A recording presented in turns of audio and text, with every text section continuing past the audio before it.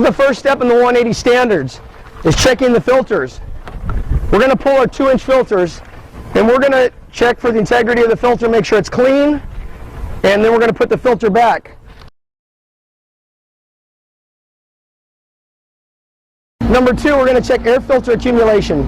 Make sure our air filters are clean, not restricted, and collecting all the particles in the air to make that customer as comfortable as possible.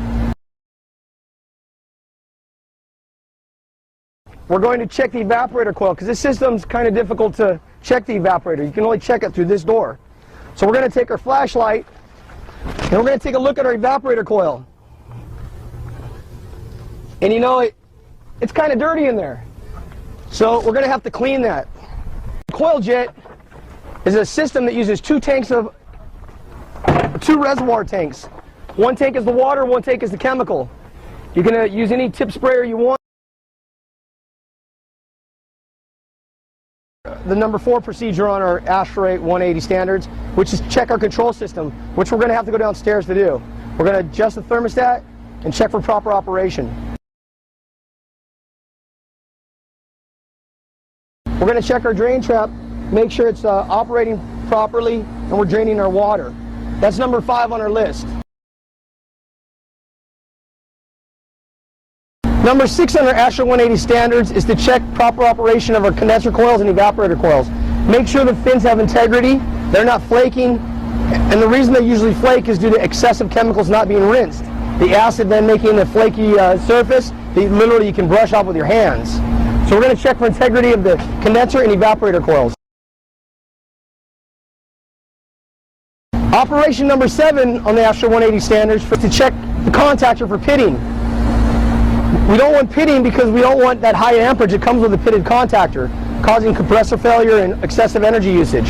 We're going to take a look into a visual inspection on the contactor, make sure it's not pitted, there's no damage to that, so it's running more efficiently and it's not sticking. A contactor that is pitted, you'll run a high amperage, and that causes compressor failures.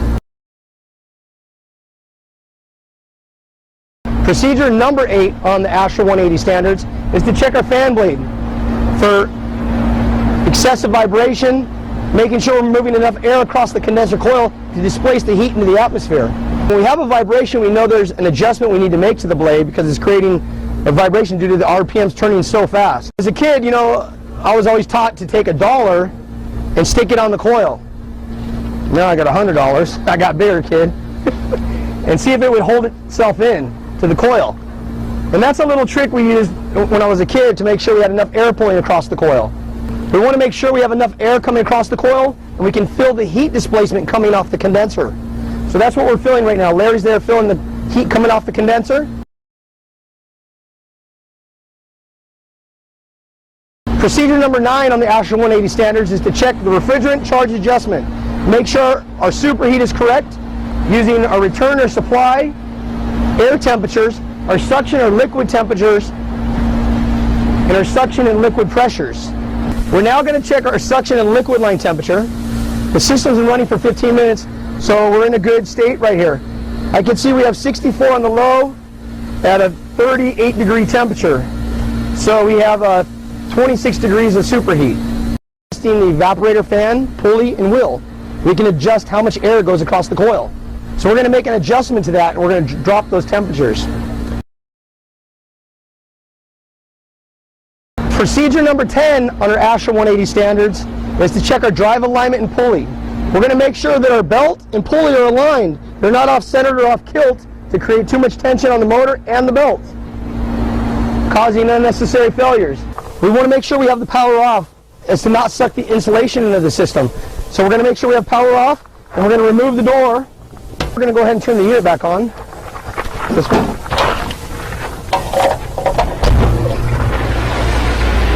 That tension on the belt looks pretty good.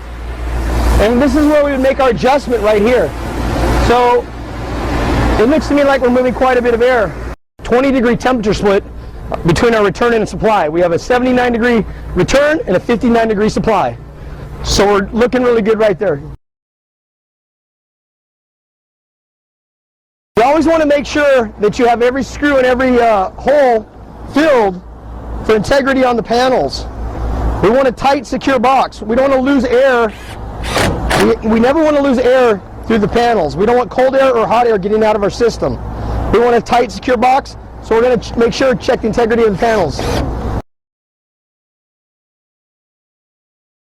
Procedure number 12 is to lubricate or grease the bearings on applicable systems. So we want to use a grease gun or a zoom spout to grease those bearings or oil those bearings accordingly. Anthony's going to oil the bearings, and he's going to make sure as he oils them, he sees bearings, he sees oil or grease, if they're greasable, seep out the sides of the bearings. Procedure number 13 is to check the drain pan, the ductwork, all surrounding areas for biological growth. We don't want to see any mold, any grass growing, nothing around the unit. Moisture causes bacteria and all kinds of things are going to grow in the system. So we're looking for moisture anywhere. We don't want moisture around the system, we want moisture going down the drain. Procedure number 14 is to check the evaporator coil fins. Check for integrity and that they're clean, they're passing the air.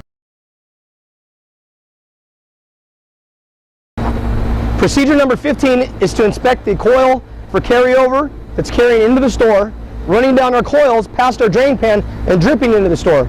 This can be a big problem. It ruins the ceiling tiles, and it really makes your customers mad when they get dripped on. Procedure number 16 is to inspect our condenser coils for integrity, make sure they're strong, firm, and clean.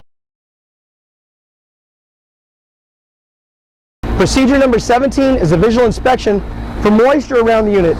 This curb system, we're usually going to get moisture starting right here at the base. And I'm always going to take a look down here. I notice these things when I'm on the ground. I'm always looking for any kind of mold.